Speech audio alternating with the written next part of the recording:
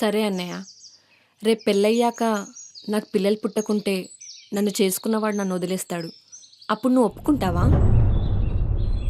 మన ఫ్యామిలీలో అలా పిల్లలు పుట్టకపోవడం అంటూ ఏముండదు వర్ష. ఒకవేళ పుట్టకుంటే నువ్వు ఒప్పుకుంటావా? చూసావా, నువ్వు ఏం చెప్పలేకపోతున్నావు. పిల్లలు పుట్టకుంటే డివోర్స్ ఏంటన్నయ్య? దానికి ఎన్నో మార్గాలుంటాయి. డివోర్స్ ఒక్కటే రీజన్ కాదు. రేపు నువ్వు మళ్ళీ పెళ్లి చేసుకుంటావు.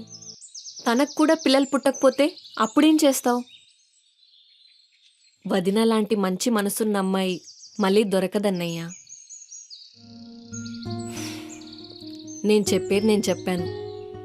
ఇంక నీ ఇష్టం.